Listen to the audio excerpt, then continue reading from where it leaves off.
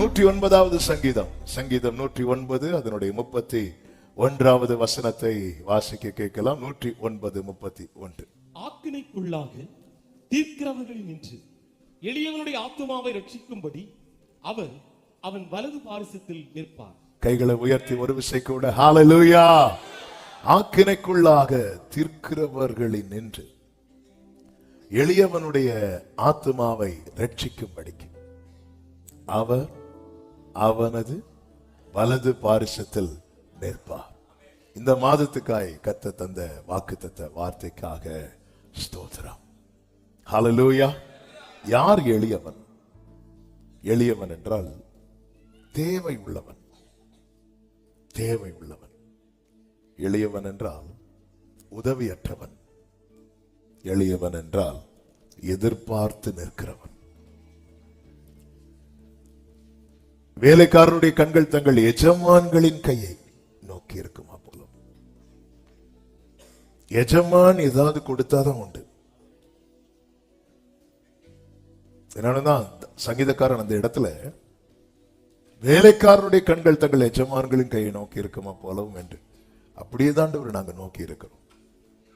தாவீது அதிகமாய் பயன்படுத்துகிற வார்த்தைகளில் ஒரு வார்த்தை தான், நானோ சிறுமையும் எளிமையுமானவன். அது ஆடு மேய்த்துக் கொண்டிருக்கும் போதும் சொல்லுகிறான், அரியணையில் இருக்கும் போதும் சொல்லுகிறான். ஒரு தேவ பிள்ளை எப்பொழுதுமே கர்த்தரிடத்தில் எதிர்பார்த்திருக்கணும். நான் தேவனிடத்தில் எதிர்பார்த்து, நாம் தேவனிடத்தில் இல்லை, நாம் எந்த ஒரு காரியத்தை ஒருவரிடத்தில் எதிர்பார்த்து இருக்கிறோம் என்றாலே அந்த இடத்துல நாம் யாராக இருக்கிறோம் தெரியுமா? எளியவர்களாக இருக்கிறோம்.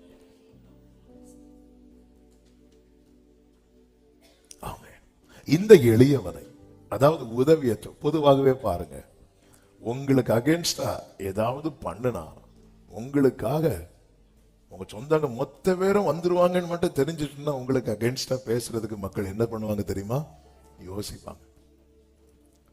அது ஸ்கூல்ல இருந்தே வரும். அது இன்னாருடைய பையன், அவனை பிரின்சிபால் எஸ்பெஷலி கூப்பிட்டு டீச்சரை சொல்லுவாங்க, அவனை எதுவும் சொல்லிடாதீங்க, அந்த பிள்ளை எதுவும் சொன்னா நமக்கு ஸ்கூலுக்கே பிரச்சனை ஆயிரும். ஆனா சிலர் பாருங்க, என்ன சொன்னாலும், இந்த பிள்ளை அடிச்சாலும், இந்த பிள்ளை ஸ்கூலை விட்டு வெளியே விட்டாலும் கேட்கறதுக்கு கூட வரமாட்டாங்க. வர்றவங்களே வெளியே விட்டுருப்போம். இவங்க தான் உண்மையில யார் தெரியுமா? எளியவன். இந்த எளியவனை ஆக்கினைக்குள்ளாக தீர்க்கிறது மற்றவர்களுக்கு ரொம்ப சந்தோஷம். பிறவி குருடன் ஒருவன் உட்கார்ந்து பிச்சை எடுத்துக் கொண்டிருக்கும் போது, இவன் இப்படி பிறந்தது யார் செய்த பாவம் என்று கேட்டார்கள். அப்படி கேட்க காரணம் என்னவென்றால், அப்படி கேட்டா யாரும் சண்டைக்கு வரமாட்டாங்க. பர்திமேயை பார்த்து கேட்கல, எத்தனை குருடர்களுக்கு அவர் சுகத்தை கொடுத்தார், யாரை பார்த்து கேட்கல.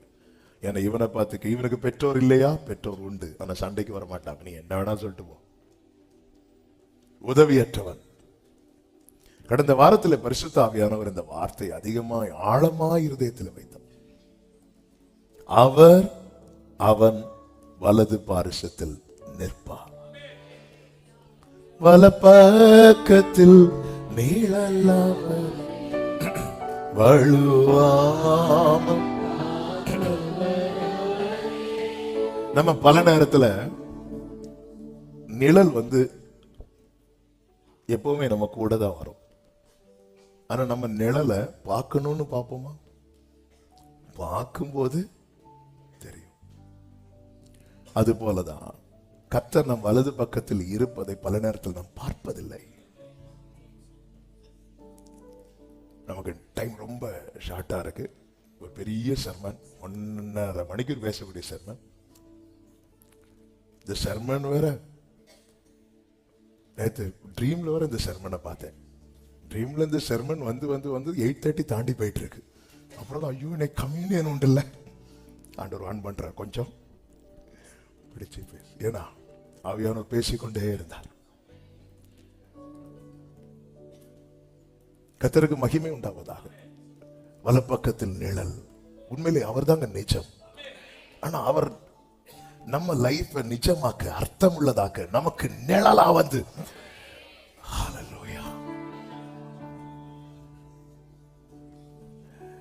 எவ்வளவு பெரிய தேவன் அவர். அவருடைய நிழலிலே தஞ்சமடைய நமக்கு அவர் நிழலா வரார். ஹல்லேலூயா. எவ்வளவோ எவ்வளவோ உயர்ந்தது உம் அன்பு, அளவே இல்லாதது. வேதம் சொல்லுகிறது சங்கீதம் 72:13, கூப்பிடுகிற எளியவனையும் உதவியற்ற சிறுமையானவனையும் அவர் விடுவிப்பார். கூப்பிடுகிற எளியவன்னா கூப்பிடுவான், கூப்பிடுவான், எளியவன்னா கூப்பிடுவான். ஒரு எளியவனுடைய அடையாளத்துல ஒரு பெரிய அடையாளம் என்னது? நான் அதை பேச வரல, கர்த்தர் சித்தமல்ல, அதை அடுத்த வாரத்துல நம்ம கேட்கலாம். எளியவனா கூப்பிடுவான். இஸ்ரவேல் ஜனங்கள் பலுகி பெருகின போது கர்த்தரை கூப்பிடவில்லை, ஆனால் அவர்கள் ஒடுக்கப்பட்ட போது கர்த்தரை கூப்பிட்டார்கள் என்று பைபிள்ல இருக்கு. எளியவனை ஆக்கினைக்குள்ளாக்கும்படி சத்துரு போராடுகிறான். அவனை எளிதில் பிடிக்கலாம், எளிதில் பிடிக்கலாம். இன்னைக்கு இதுதான் சத்துருவனுடைய எண்ணம். ஏன் வந்து நெருக்கிறான் தெரியுமா? அவனை பொறுத்த வரைக்கும் அவன் என்ன நினைக்கிறான்னா, இவனை ஈஸியா ஹேண்டில் பண்ணிடலாம், இவனை எளிதில் பிடிக்கலாம், எளிதில் பிடிக்கலாம், எளிதில் பிடிக்கலாம். ஆனா பிடிக்கலான்னு கிட்ட வரும்போதுதான் அவனுக்கு தெரியுது இவனை பிடிக்க முடியாது. ஏனென்றால் இவனை விடுவிக்கும்படிக்கு இவனது வலது பக்கத்திலே இவனுடைய தேவன் இருக்கிறான். சத்தம் ஆமென் சொல்லுங்க பார்க்கலாம். வேதத்திலிருந்து ஒரு பகுதி, நன்றாய் தெரிந்து பழகின ஒரு வேத பகுதியை எடுத்து அதிலிருந்து ஒரு 5 காரியத்தை நான் சொல்லி செவிக்க விரும்புகிறேன். சகரியா தீர்க்கதரிசன புஸ்தகம் 3வது அதிகாரம் அதனுடைய 5வது வசனத்திலே இப்படி பார்க்கிறோம். அந்த வசனத்தை வாசியுங்கள். சிரசின் மேல் சுத்தமான பாகையை வைப்பார்களாக என்றார். அப்பொழுது சுத்தமான பாகையை அவன் சிரசின் மேல் வைத்து அவனுக்கு வஸ்திரங்களை தரிப்பித்தார்கள். கர்த்தருடைய தூதன் அங்கே நின்றார் என்று வேதம் சொல்லுகிறது. நம்ம இந்த வேத பகுதியிலிருந்து தான் ஒரு 5 காரியங்களை, 5 டீட்டெயிலா பேச முடியாது, ஆவியானவர் நடத்துகிற பிரகாரம் உங்கள் மத்தியிலே சொல்லி நாம் செபித்து கர்த்தருடைய பந்திக்கு நேராய் கடந்து செல்ல போகிறோம். கர்த்தர் நம்மோடு கூட பேசுவாராக. இந்த வேதத்தில் இந்த சாப்டர்ல ஒரு பிரதான ஆசாரியனை வேதம் நமக்கு காண்பிக்கிறது. யார் அப்படின்னா யோசுவா. அந்த 1வது வசனத்தை வாசியுங்கள். அவன் பிரதான ஆசாரியனாகிய யோசுவாவை எனக்கு காண்பித்தார். அவன் கர்த்தருடைய தூதனுக்கு முன்பாக நின்றான். சாத்தான் அவனுக்கு விரோதம் செய்ய அவன் வலது பக்கத்திலே நின்றான். நல்ல கவனமா கேளுங்க. நம் வலது பக்கத்துல யார் நிற்கிறாங்க அப்படிங்கிற ஒரு உணர்வும் தெளிவும் நமக்கு தேவை. இங்க நிக்கிறது யார் தெரியுமா? பிரதான ஆசாரியன். பிரதான ஆசாரியன்னா யாரு? ஆசாரியர்களில் பிரதானமானவன். அதாவது மகா பரிசுத்த ஸ்தலத்துக்குள்ளே கிட்ட போய் ஊழியம் செய்யும்படி தகுதி படைத்தவன். நீ பிரதான ஆசாரியனாகவே இருந்தாலும் நீ அடிக்கடி செக் பண்ணணும், வலது பக்கத்துல யார் இருக்கிறாங்க. நான் ஆசாரி ஆயிட்டேன், நான் பிள்ளை ஆயிட்டேன், நான் நீதிமான் ஆயிட்டேன், நான் பரிசுத்தவான் ஆயிட்டேன், நான் அப்படி ஆயிட்டேன், இப்படி ஆயிட்டேன், சர்ச்சில் மெம்பர் ஆயிட்டேன். அப்புறம் நீங்களே போட்டுக்கோங்க, வலது பக்கத்துல யார் இருக்கிறா? இந்த வலது பக்கத்துல இருக்கிறதுனாலே அதன் அடையாளம் என்ன அப்படின்னா, அவங்க தான் நம்மளை என்ன பண்ண போறாங்கன்னா டாமினேட் பண்ண போறாங்க. அவங்க தான் நம்மளை ஆளுகை செய்ய போறாங்க. ஆண்டவர் வலது பக்கத்துல இருப்பது அனுகூலம் பண்ண, சாத்தான் வலது பக்கத்துல நிற்பது விரோதம் செய்ய. இங்க அப்படிதான் சொல்லப்பட்டிருக்கிறது. சாத்தான் அவனுக்கு விரோதம் செய்ய அவன் வலது பக்கத்திலே நின்றான். ஆனா இந்த யோசுவா என்ன பண்றார் அப்படின்னா, இதுதான் ஒரு தேவ பிள்ளை கவனிக்க வேண்டிய முக்கியமான காரியம். இந்த யோசுவா கர்த்தருக்கு முன்பாக வந்து நிற்கிறான். இவன் தான் உதவியற்ற எளியவன், உதவிக்காக வந்து நிற்கிறான். அவருக்கு முன்பாக இஸ்ரவேல் ஜனங்களுக்கு வைக்கோல் கொடுக்கவில்லை என்று அறிந்ததும் அந்த ஜனத்தின் மூப்பர்கள் எல்லாம் பார்வோனுக்கு முன்னாடி வந்து இப்படி நிக்கிறாங்க, உதவிக்காக. முதல்ல சொல்ல விரும்புகிற வார்த்தை இதுதான், கர்த்தருக்கு முன்பாக வந்து நில்லுங்கள். கர்த்தருக்கு முன்பு, அதாவது நீங்க எந்த நிலையில உண்மையிலேயே யோசுவா இப்போ வந்து நிக்க முடியுமா ஆண்டவருக்கு முன்னாடி? உலகத்துல மனிதர்கள முதல் பிரதான ஆசாரியன் யாரு? குயிக்கா சொல்லுங்க. ஆரோனுக்கு முன்னாடி ஒருத்தர் உண்டு. சூப்பர். மெல்கிசேதேக்குக்கு முன்னாடி இன்னொருத்தர் உண்டு. கரெக்ட் தான், கரெக்ட் தான். ஆகாரா? ஆதாம். ஏன்னா அவர் தான் மகா பரிசுத்த ஸ்தலத்துக்குள்ள இருப்பார். அவருக்கு தேவன் வஸ்திரத்தை கொடுத்தார். அந்த வஸ்திரத்தை அணிந்து கொண்டு நிற்கிறார். ஆதாமே பிரதான ஆசாரியன் சொல்லல, ஆனா பிரதான ஆசாரியனுக்குள்ள எல்லாமே. ஏன்னா அவரை முகமுகமாய் கண்டு தரிசிக்கிற அந்த ஏதேனுக்குள்ள இருக்கிறார் ஆதாம். ஆதாம் வாழ்க்கையில ஒரு கரை வந்துச்சு. கரை வந்ததும் ஆதாமை தேடி ஆண்டவர் மறுபடியும் வர ஆதாமுக்கு நிக்க முடியாம போயிட்டான். ஐயோ, நான் எப்படி நிப்பேன்? நான் இப்படி எல்லாம் இருக்கிறேன், நான் நிர்வாணியா இருக்கிறேனே. இப்படிப்பட்ட எண்ணங்கள் நம்மை பல நேரத்தில் என்ன செய்யும் அப்படின்னா, நம்மை தூரமாய் கொண்டு போகும். இன்னைக்கு கர்த்தர் சொல்ல விரும்புகிற வார்த்தை இதுதான், நீ எந்த நிலையில இருக்கிறியோ வந்து நில்லுங்கிறா.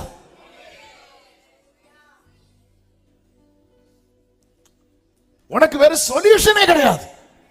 இளைய குமாரன் தேசத்தின் குடிகளிடத்தில் போய் ஒட்டி கொள்ளுகிறான், அங்கே போறான், இங்க போறான். இளைய குமாரனுக்கு சொல்யூஷன் அப்பா கிட்ட மட்டும்தான் இருந்தது. இரத்தத்தால் மீட்கப்பட்ட தெரிந்தெடுக்கப்பட்ட தேவ பிள்ளையே, உனக்கு விடுதலை, உனக்கு சொல்யூஷன் இயேசுவின் இடத்துல மட்டும்தான், வேற எங்கேயும் கிடையாது.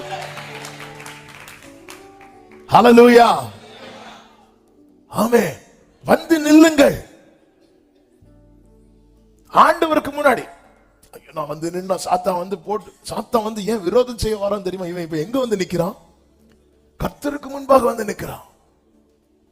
கர்த்தருக்கு முன்பாக வந்து நிற்கிறான். அதனாலதான் அவனுக்கு, அவன் சாத்தன் கூடவே இருந்து வஸ்திரத்தெல்லாம் அழுக்காக்கி, அவன் வாழ்க்கையை அழுக்காக்கி, இவன் அந்த அழுக்குல நேரம் வந்து கர்த்தருக்கு முன்னாடி வந்து நின்னதை அவனால தாங்க முடியல.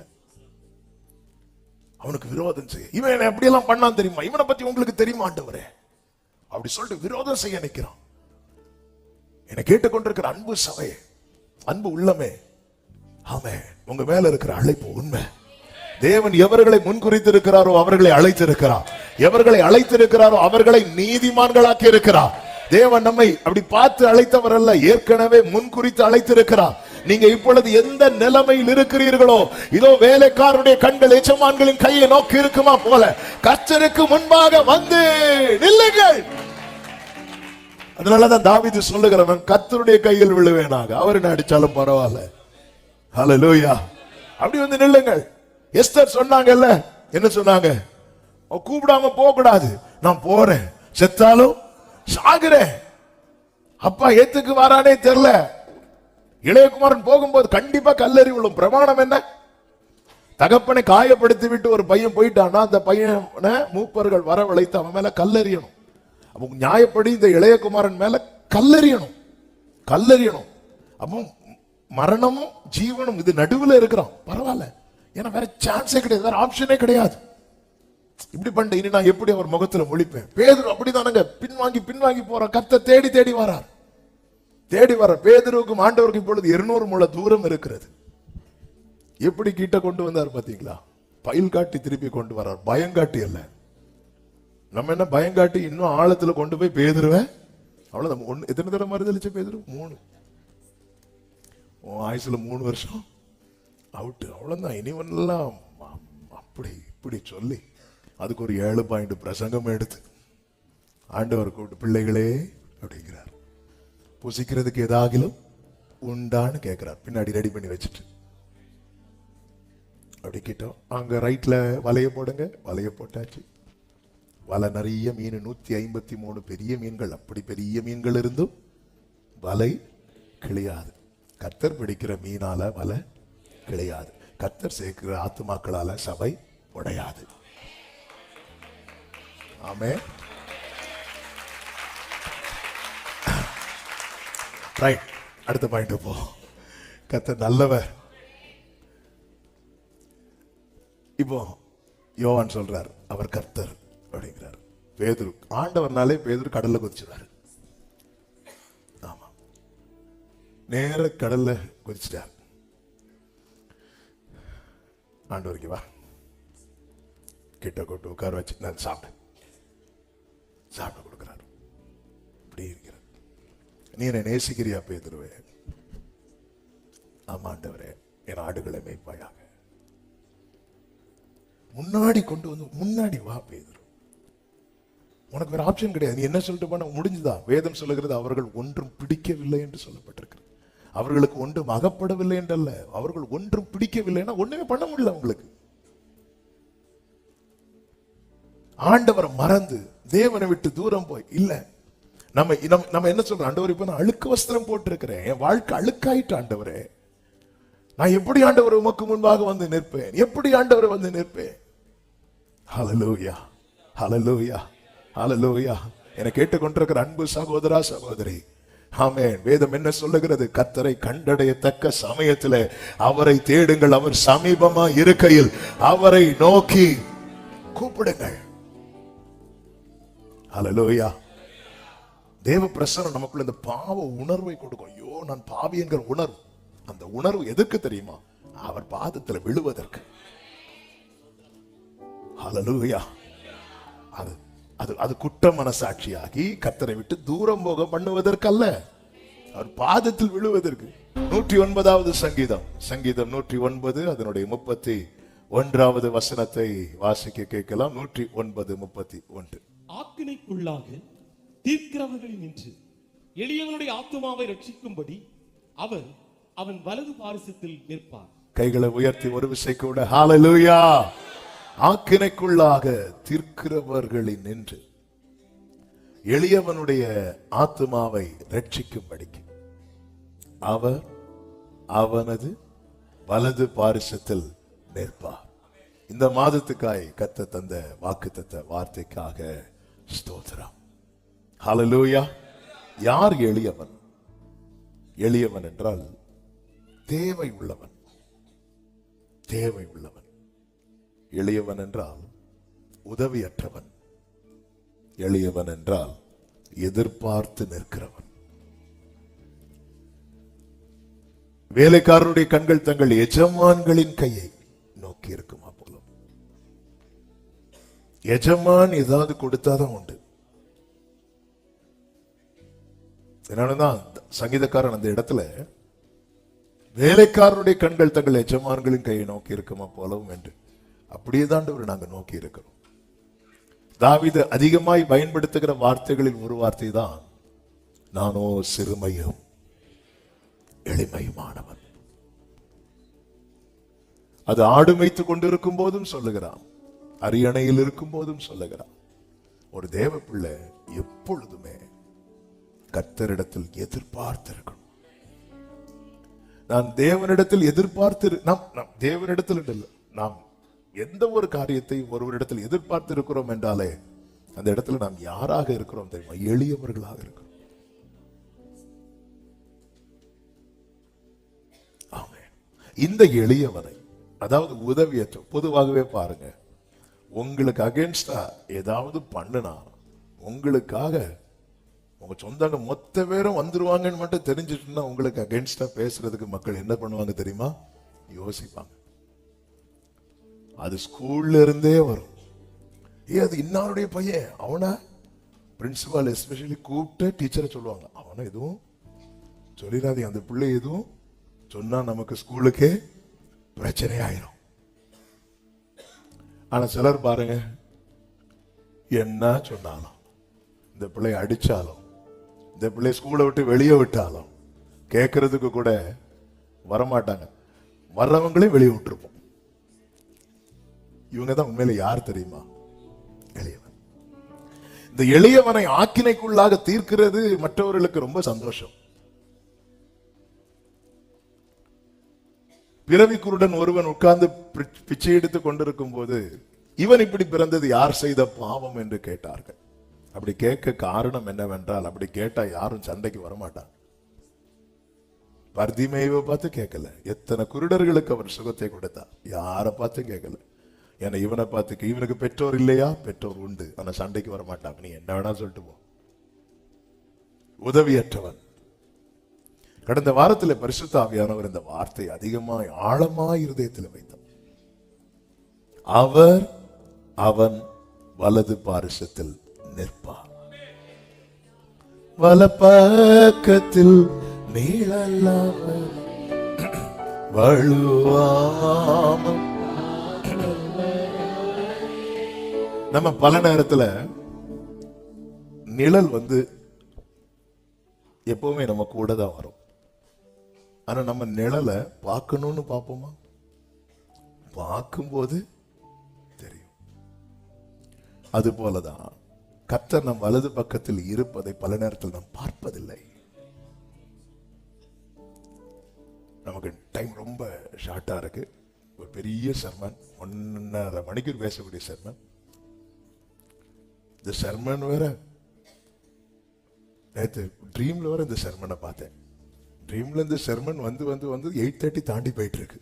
அப்புறம் ஐயோ எனக்கு கம்யூனியன் உண்டு இல்ல, ஆண்டவர் ஆன் பண்ற கொஞ்சம் பிடிச்சு பேசு. ஏன்னா ஆவியானவர் பேசிக்கொண்டே இருந்தார். கர்த்தருக்கு மகிமை உண்டாவதாக. வலப்பக்கத்தில் நிழல், உண்மையிலே அவர் தாங்க நிஜம். ஆனா அவர் நம்ம லைஃப் நிஜமாக்க, அர்த்தம் உள்ளதாக்க, நமக்கு நிழலா வந்து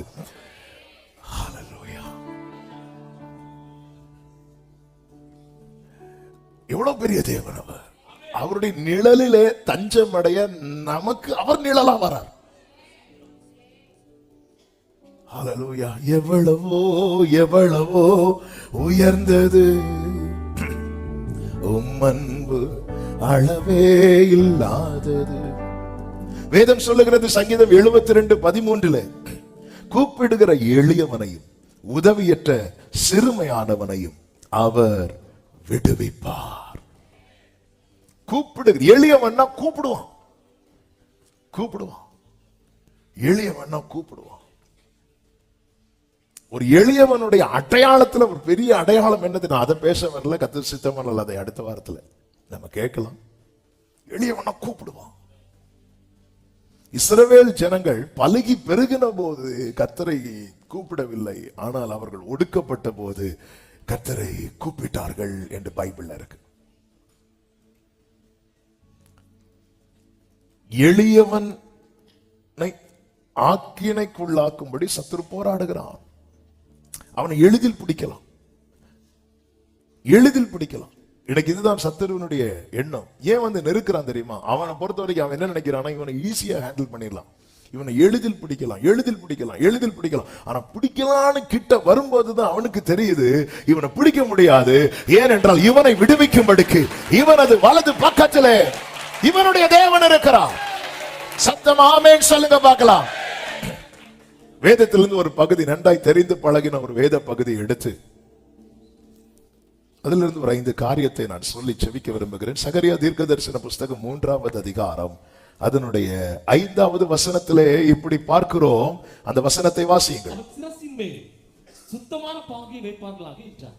அப்பொழுது சுத்தமான பாகையை அவன் சிரசின் மேல் வைத்து அவனுக்கு வஸ்திரங்களை தரிப்பித்தார்கள். கர்த்தருடைய தூதன் அங்கே நின்றார் என்று வேதம் சொல்லுகிறது. நம்ம இந்த வேத பகுதியிலிருந்து தான் ஒரு 5 காரியங்களை, 5 டீட்டெயிலா பேச முடியாது, ஆவியானவர் நடத்துகிற பிரகாரம் உங்கள் மத்தியிலே சொல்லி நாம் ஜெபித்து கர்த்தருடைய பந்திக்கு நேராய் கடந்து செல்ல போகிறோம். கர்த்தர் நம்மோடு கூட பேசுவாராக. இந்த வேதத்தில் இந்த சாப்டர்ல ஒரு பிரதான ஆசாரியனை வேதம் நமக்கு காண்பிக்கிறது. யார் அப்படின்னா யோசுவா. அந்த 1வது வசனத்தை வாசியுங்கள். அவன் பிரதான ஆசாரியனாகிய யோசுவாவை எனக்கு காண்பித்தார். அவன் கர்த்தருடைய தூதனுக்கு முன்பாக நின்றான்.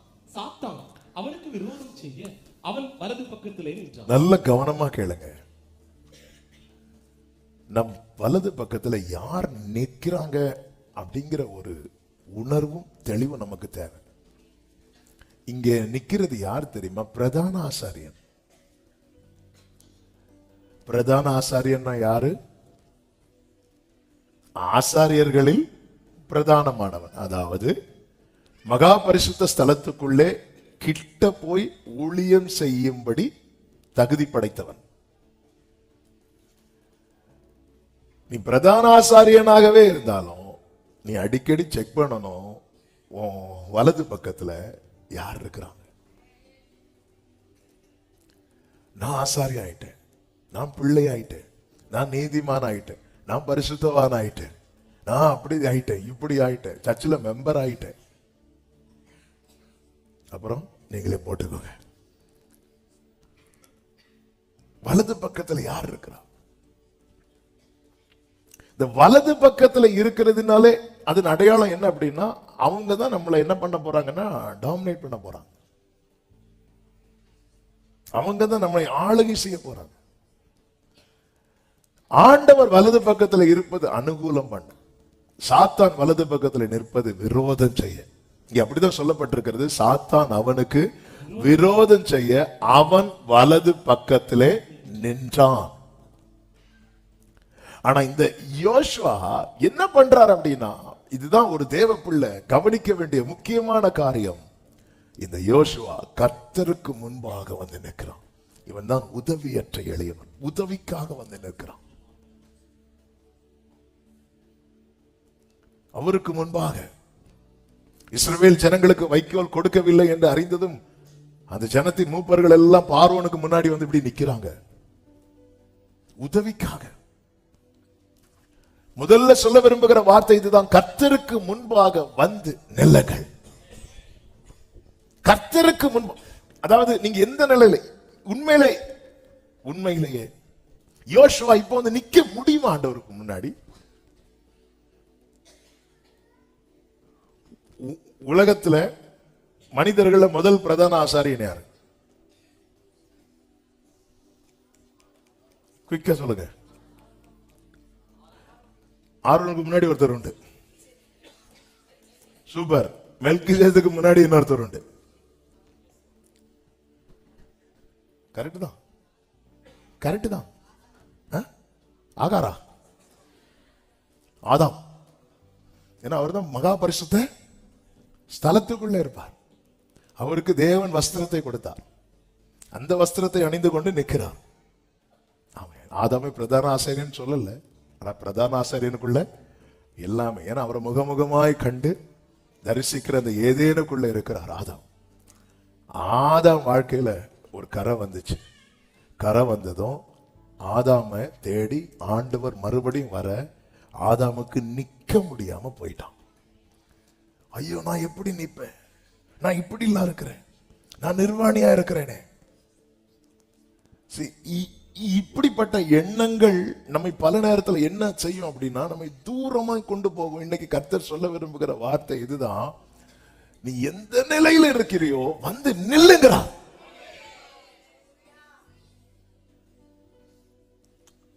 உனக்கு வேற சொல்யூஷனே கிடையாது. இளைய குமாரன் தேசத்தின் குடிகளிடத்தில் போய் ஒட்டி கொள்ளுகிறான், அங்கே போறான், இங்க போறான். இளைய குமாரனுக்கு சொல்யூஷன் அப்பா கிட்ட மட்டும்தான் இருந்தது. இரத்தத்தால் மீட்கப்பட்ட தெரிந்தெடுக்கப்பட்ட தேவ பிள்ளையே, உனக்கு விடுதலை, உனக்கு சொல்யூஷன் இயேசுவின் இடத்துல மட்டும்தான், வேற எங்கேயும் கிடையாது. ஹல்லேலூயா, ஆமென். வந்து நில்லுங்கள் ஆண்டவருக்கு முன்னாடி. ஐயோ, நான் வந்து நின்னா சாத்தான் வந்து போட்டு, சாத்தான் வந்து ஏன் விரோதம் செய்ய வரான்னு தெரியுமா? இவன் இப்ப எங்க வந்து நிக்கிறான்? கர்த்தருக்கு முன்பாக வந்து நிற்கிறான். கர்த்தருக்கு முன்பாக வந்து நிற்கிறான். அதனாலதான் அவனுக்கு, அவன் சாத்தான் கூடவே இருந்து வஸ்திரத்தெல்லாம் அழுக்காக்கி, அவன் வாழ்க்கையை அழுக்காக்கி, இவன் அந்த அழுக்குல நேரம் வந்து கர்த்தருக்கு முன்னாடி வந்து நின்னது அவனால தாங்க முடியல. அவனுக்கு விரோதம் செய்ய, இவன் என்ன எப்படி எல்லாம் பண்ணான் தெரியுமா, இவனை பத்தி உங்களுக்கு தெரியுமா ஆண்டவரே, அப்படி சொல்லிட்டு விரோதம் செய்ய நிற்கிறான். என்னை கேட்டுக்கொண்டிருக்கிற அன்பு சபையே, அன்பு உள்ளமே, ஆமே, உங்க மேல இருக்கிற அழைப்பு உண்மை. தேவன் எவர்களை முன்குறித்திருக்கிறாரோ அவர்களை அழைத்திருக்கிறார், எவர்களை அழைத்திருக்கிறாரோ அவர்களை நீதிமான்களாக்கி இருக்கிறார். தேவன் நம்மை அப்படி பார்த்து அழைத்தவர் அல்ல, ஏற்கனவே முன்குறித்து அழைத்திருக்கிறார். நீங்க இப்பொழுது எந்த நிலைமையில் இருக்கிறீர்களோ, இதோ வேலைக்காரருடைய கண்கள் எஜமான்களின் கையை நோக்கி இருக்குமா போல கர்த்தருக்கு முன்பாக வந்து நில்லுங்கள். அதனாலதான் தாவீது சொல்லுகிறவன் கர்த்தருடைய கையில் விழுவேனாக, அவர் என்ன அடிச்சாலும் பரவாயில்ல. ஹல்லேலூயா. அப்படி வந்து நில்லுங்கள். எஸ்தர் சொன்னாங்கல்ல, என்ன சொன்னாங்க? கூப்பிடாம போக கூடாது. நான் போறேன், செத்தாலும் சாகுறேன். அப்பா ஏத்துக்கு வரானே தெரியல. இளையகுமாரன் போகும்போது கண்டிப்பா கல்லறி விழும். பிரமாணம் என்ன? தகப்பனை காயப்படுத்தி விட்டு ஒரு பையன் போயிட்டான்னா அந்த பையனை மூப்பர்கள் வரவழைத்து அவன் மேல கல்லறியணும். அப்போ நியாயப்படி இந்த இளையகுமாரன் மேல கல்லறியணும். அப்போ மரணமும் ஜீவனும் இது நடுவில் இருக்கிறான். பரவாயில்ல, ஏன்னா வேற சான்ஸே கிடையாது, வேற ஆப்ஷனே கிடையாது. இப்படி பண்ணிட்டு இனி நான் எப்படி அவர் முகத்துல முழிப்பேன்? பேதுரு அப்படிதானுங்க, பின்வாங்கி போற. கர்த்தர் தேடி தேடி வரார். பேதுருவுக்கும் ஆண்டவருக்கும் இப்பொழுது 200 முழ தூரம் இருக்கிறது. எப்படி கிட்ட கொண்டு வந்தார் பாத்தீங்களா? பயில் காட்டி திருப்பி கொண்டு வரார், பயங்காட்டி அல்ல. நம்ம என்ன பயங்காட்டி இன்னும் ஆழத்துல கொண்டு போய் பேதுருவேன். அவ்வளவுதான். எத்தனை தடவை மறுதளிச்ச பேதுரு? 3. ஆயுசுல 3 வருஷம் அவுட். அவ்வளவுதான். இனிவெல்லாம் அப்படி இப்படி சொல்லி அதுக்கு ஒரு 7 பாயிண்ட் பிரசங்கம் எடுத்து ஆண்டவர் கூப்பிட்டு, பிள்ளைகளே அப்படிங்கிறார். புசிக்கிறதுக்கு ஏதாகிலும் உண்டான்னு கேட்கிறார். பின்னாடி ரெடி பண்ணி வச்சுட்டு அப்படி கிட்டோம். அங்க ரைட்ல வலைய போடுங்க. வலைய போட்டாச்சு. வலை நிறைய மீன், 153 பெரிய மீன்கள். அப்படி பெரிய மீன்கள் இருந்தும் வலை கிளியாது. கர்த்தர் பிடிக்கிற மீனால வலை கிளியாது. கர்த்தர் சேர்க்கிற ஆத்துமாக்களால சபை உடையாது. ஆமென். ரைட், அடுத்த பாயிண்ட் போ. கர்த்தர் நல்லவர். இப்போ யோவான் சொல்றார், அவர் கர்த்தர் அப்படிங்கிறார். பேதுரு, ஆண்டவர்னாலே பேதுரு கடல்ல குதிச்சுவார். ஆமா, நேர கடல்ல குதிச்சிட்டார். ஆண்டவருக்கு வா, கிட்ட கொண்டு உட்கார வச்சு நான் சாப்பிட கொடுக்கிறார். இப்படி இருக்கிறார். நீ என்னை நேசிக்கிறியா பேதுருவே? ஆமா ஆண்டவரே, என் ஆடுகளை மேய்ப்பாயாக. முன்னாடி கொண்டு வந்து முன்னாடி வா பேதுரு.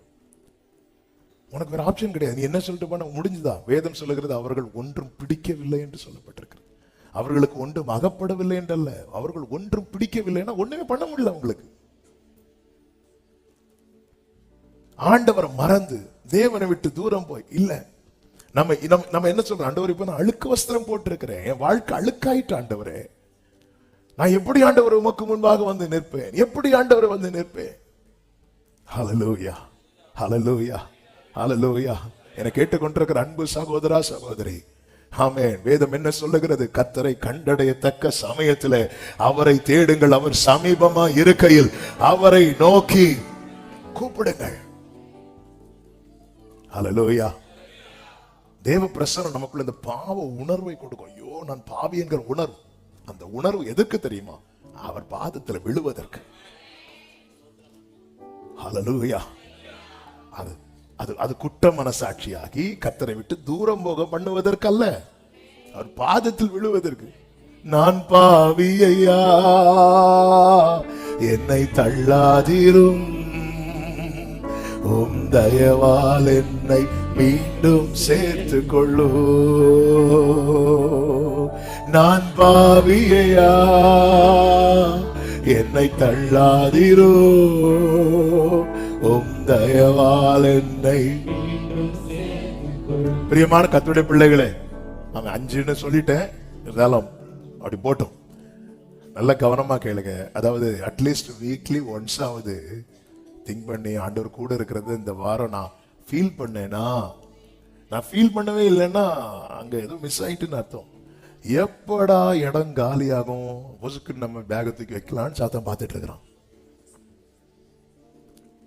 வந்து நின்றோம். அவன் வந்து அலையா விருந்தாளின்னு சொல்லக்கூடாது, வந்துருவான். அலையா விருந்து. ஏன்னா அவனுக்கு ஃபுட்டே மண்ணு, மாம்ச சிந்தை தேவனுக்கு விரோதமான வகை. நம்ம மாம்சீகமா சிந்திக்கிறோம்னாலே அவனுக்கு இலை போட்டு சாப்பாடு போடுறோம்னு அர்த்தம். அவன் வந்துருவான். கூப்பிட்டாச்சு நம்மளை கூப்பிட்டாச்சு. பாரு, ஃபர்ஸ்ட் பாயிண்ட்லயே சில நம்மளை இலை போட்டு கூப்பிட்டு இருக்கிறாங்க அப்படின்னு வருவான். அதனாலதான் வந்து நின்றான் என்று சொல்லப்பட்டிருக்கிறது. காட்ஸ் பிரசன்ஸ நம்மளால ஃபீல் பண்ண முடியலைன்னாலே வந்து விழுந்துடணும். நீங்க நினைச்சா ஆசீர்வாதம் தான், என்ன மறந்தா ஆண்டவருடைய பிரசன்னத்தை கர்த்தரின் பக்கத்துல இருக்கிறத என்னால அதாவது அதான் வலப்பக்கத்து நிழலா இருக்கிறார். அது பார்த்தாலே தெரியுது நம்ம நிழல் தான் அப்படின்னு. சில நேரத்துல நிழல் வந்து எப்படி தெரியும் தெரியுமா? ரொம்ப பெருசா தெரியும். சில நேரத்துல நிழல் எப்படி தெரியும் தெரியுமா? ரொம்ப சின்னதா தெரியும். சில நேரத்துல நிழல் எப்படி இருக்கும் தெரியுமா? நமக்கு கீழே தான் இருக்கும். ஆனா நம்மளால அதை ஃபீல் பண்ண முடியும், இது நம்முடைய நிழல் அப்படின்னு. சில நேரத்துல ரொம்ப பெருசா தெரியும். சில லைட்ல அடிக்கும் போது அப்படி பெருசா தெரியும். சில நேரத்தில் நமக்கு அது ஃபீல் ஆகும். இந்த இந்த இந்த இந்த இந்த இப்படி ஒரு பிரச்சனை வரும்போது ஆண்டவர் அப்படி பல பக்கத்துல அப்படி திட்டமா அடிக்கிறாரு. இப்படி நான் எதுவுமே ஃபீல் பண்ணாம இருக்கிறேனால எனக்கு பிரச்சனை இருக்குன்னு அர்த்தம். உடனே நான் வந்துடணும். அப்ப நான் கடந்த ஒரு வாரமா அல்லது இந்த 2025 2 மாசம் ஆகுது ஆண்டவரே, நீங்க என் பக்கத்துல இருக்கிறது போலவே எனக்கு உணர்வே இல்லை ஆண்டவரே. நம்ம பக்கத்துல அட்லீஸ்ட் ஒரு ஆள் இருக்கும்போது லைட்டா இடிச்சுட்டாவது இருக்கிறாங்களே. ஆமே ஆண்டவரே, நான் இப்படி எல்லாம் வச்சு பார்க்கிறேன். இல்ல ஆண்டவரே, தேங்க்யூ ஜீசஸ். நீங்க கூட இருக்கிறீங்கிற உணர்வு எனக்கு இருந்தாலே நான் வாழ்ந்துருவேன்பா. நீங்க என் கூட இருக்கிறீங்க, இந்த தண்ணீரை கடக்கும் போது என் கூட இருக்கிறீங்கிற உணர்வு தான் நான் கடந்துருவேன். சில இந்த ஐசியூல எல்லாம் அப்படி ரொம்ப சீரியஸா சிலரை போட்டிருப்பாங்க. ஐசியூக்குள்ள யாருமே போக கூடாதுல்ல. அப்படி இருக்கும்போது வெளியே நிக்கிறாங்களா இல்லையானே தெரியாது உள்ள இருக்கிறவங்களுக்கு. அப்படி இருக்கும்போது அந்த விசிட்டர்ஸ் டைம் வரும். சிலர் உள்ள விடுவாங்க, சிலர் அந்த கிளாஸ்ல, ஒவ்வொரு ஹாஸ்பிட்டல்ல போறது வெளியே இருந்து அந்த கிளாஸ்ல இப்படி தலையை காட்டுவாங்க. தலையை காட்டும் போது உள்ள இருக்கிறவங்களை அப்படி ஒரு ஸ்மைல் வரும். ஏன்னா நம்ம ஆட்கள் வெளியே இருக்கிறாங்க. அதுவும் ஃபுல்லா காட்ட மாட்டாங்க. அதுக்குன்னு ஒரு டைம்ல அட்லீஸ்ட் ஆண்டவரே ஒரு நாளைக்கு ஒரு விஷயாவது நீங்க என் கூட இருக்கீங்கிற உணர்வு எனக்கு இருந்துட்டுனா அந்த நாளை நான் கடந்துருவேன். அப்பா ஹல்லேலூயா. ஆண்டவர் நீங்க என் கூட இருக்கணும், நீங்க என் கூட இருக்கணும். நீங்க எப்படி இருக்கிறீங்க இப்போ? இப்ப யோசுவா எப்படி இருக்கிறான்? அழுக்கு வஸ்திரம். போக முடியுமா உள்ள? அதுவும் கர்த்தருக்கு முன்பா வந்து நிக்க முடியுமா? ஆமே, நாம் பாவிகளாய், சத்துருக்களாய், பலவீனராய். ஆமே, அவன் எப்படி விரோதம் செய்ய வந்திருப்பான் தெரியுமா? என்ன கணக்குலாண்டவர் அவனை உள்ள விட்டீங்க, என்ன வெளியே விரட்டிட்டு அவனை உள்ள விட்டு இருக்கிறீங்க. இதுதானே அவனுடைய கம்ப்ளைண்ட். அதுக்கு தானே பாவம் செய்ய வைக்கிறான். அதாவது சாத்தானை பொறுத்த வரைக்கும் அவன் செஞ்ச பாவத்தை விட பெரிய பாவத்தை நம்மள பண்ண வச்சுட்டு நம்மளையும் போக விடக்கூடாது. நரகத்தை குறித்து வேதம் என்ன சொல்லுகிறது? சாத்தானையும் அவனை சேர்ந்த கூட்டத்துக்கும் என்று ஆயத்தமாக்கப்பட்டது என்று மத்தேயு 24 சொல்லப்பட்டிருக்கிறது. அது அவனுக்குரியது. அது மனுஷனுக்காக தேவன் படைக்கல. சாத்தானையும் அவனை சேர்ந்த கூட்டம், அவனை போல தள்ளப்பட்டாங்களா அவங்களுக்காக படைக்கப்பட்டது. அதனால அவன் என்ன பண்றான்னா எல்லாரையும் விழ வச்சு உள்ள இழுத்துட்டு இருக்கிறான். இதுக்காக அவன் நிறைய டோர் ஓபன் பண்ணி வச்சிருக்கான். ஹெவனுக்கு போகிற டோர் ஒரே டோர் தான், ஜீசஸ் கிரைஸ்ட். அதனாலதான் பாதாளத்துக்கு போற வாசல் நிறைய இருக்கு. அதான் பாதாளத்தின் வாசல்கள் என்று சொல்லப்பட்டிருக்கிறது. எப்படி வேணாலும் பாதாளத்துக்குள்ள போயிடலாம், பரலோகத்துக்கு எப்படினாலும் போக கூடாது, போக முடியாது. அதனாலதான் அவன் வந்து பாவம் செய்ய அனுகூலமா இருக்கிறான். பாவம் செய்ய வைத்து விட்டு அங்க போய் விரோதம் செய்ய, என்ன தள்ளுனீங்கல்ல இவனை தள்ளுங்க, என்ன மிதிச்சீங்கல்ல இவனை மிதிங்க, இப்படி வந்து நிக்கணும். ஏன்னா அவர் யாரு? நியாயாதிபதி. அவர் நியாயாசனத்துல உட்கார்ந்து இருக்கும் போது நீதி தவறி பண்ணிடக்கூடாது, நீதி தவறி அவர் செஞ்சிடக்கூடாது. அவன் நேரம் அவனுடைய அதான் பிசாசின் தந்திரங்கள் நாம் அறியாதவைகள், பயங்கரமான தந்திரசாலி. ஹல்லேலூயா. ஆனாலும் இந்த யோசுவா என்ன பண்றான் பாருங்க. அதாவது மகா பரிசுத்த ஸ்தலத்துக்குள்ள ஒரு பிரதான ஆசாரியன் என்றாகணும்னா அவர் அந்த அந்த முறைமைகளின்படி எல்லாம் தன்னை காத்துக்கொள்ளும். நமக்கு தெரியும், வெளியில உடன்படிக்கை பெட்டியை தூக்கிட்டு தெருவுல நடக்கும் போது அது கொஞ்சம் ஆடிச்சுன்னு சொல்லிட்டு லேவி கோத்திரத்தில் உள்ள ஊசா என்பவன் அதை போய் என்ன செஞ்சானா? தொட்டானா. வேற ஒண்ணும் பண்ணல, பெட்டியை திறந்தெல்லாம் பார்க்கல, தொட்டான் இருக்கு. தொட்டான், முடிஞ்சு. ஆண்டவர் அவனை தொட்டார், அவன் கதை முடிஞ்சு. இதுதான். இப்படி இருக்கும்போது இது எங்க வச்சு நடக்குது? தெருவுல நடக்குது. தெருவுலயே இவ்வளவு பெரிய மேட்டர்னா மகா பரிசுத்த ஸ்தலத்துக்குள்ள இது எவ்வளவு பெரிய விஷயம். அதனாலதான் இடுப்புல ஒரு கயிறை கட்டி உள்ள விடுவாங்க. சப்போஸ் உள்ள அடி விழுந்துட்டுன்னா வெளியே இருக்கிறவங்க இழுத்து எடுக்கிறதுக்கு. ஆனாலும் நான் செத்தாலும் சாகுறேன். பிரியமான கர்த்தருடைய பிள்ளைகளை நன்றாய் கவனியுங்கள். அவர் உங்களோடு இருப்பதை நீங்கள் உறுதிப்படுத்துங்கள். அப்படி மிஸ் ஆகுதுன்னா வந்து விழுந்துருங்க. கர்த்தருக்கு முன்பாக வந்து நில்லுங்கள். அப்பா கூட இருக்கிறாங்க, அப்பா கூட இருக்கிறாங்க. மோசே பாருங்க, என்னாகும் 14வது அதிகாரத்துல அதனுடைய 44வது வசனத்தில் எப்படி சொல்லப்பட்டிருக்கிறது? வாசிகள். அவங்க மலையின் உச்சியில் ஏற துணிந்தார். கர்த்தருடைய உடன்படிக்கையின் பெட்டியும் மோசேயும் ஆலயத்தை விட்டு போகவில்லை. உண்மையிலே போயிருக்கணும். மோசே போக மாட்டேன்டார், உட்கார்ந்துட்டார். ஏன் உட்கார்ந்துட்டார்னா ஆண்டவர் சொன்னார், இந்த ஜனத்தை கூட நான் வரமாட்டேங்கிறார். 42வது வசனம் பாருங்கள். நீங்கள் உங்கள் சத்துருக்களுக்கு முன்பாக அடிக்கப்படாதபடி ஏறி போகாதிருங்கள். கர்த்தர் உங்கள் நடுவில் கர்த்தர் இல்ல. கர்த்தர் இப்போ ஜனத்து மேல கோபம் ஒன்று இருக்கிறார். இனி அவர் கோபத்தை சால்வ் பண்ணணும். ஆனாலும் ஜனங்க என்ன பண்ணாங்க? நாங்க பாவம் பண்ணது உண்மைதான், ஆனாலும் நாங்க அதை சுதந்திரிக்க போறோம்னு சொல்லிட்டு திருப்பி ஏற துணிந்தார்கள். மோசே உட்கார்ந்துட்டார். ஆமே. நேற்று ஆண்டவர் இந்த வார்த்தையை மெடிடேட் பண்ண வைத்தா. பாருங்க, மோசே யார் அப்படின்னா, மோசே மேல அழைப்பு இருக்கிறது. மோசே கையில அற்புதம் செய்கிற கோல் இருக்கிறது. மோசே கையில வாக்குத்தத்தங்கள் இருக்கிறது.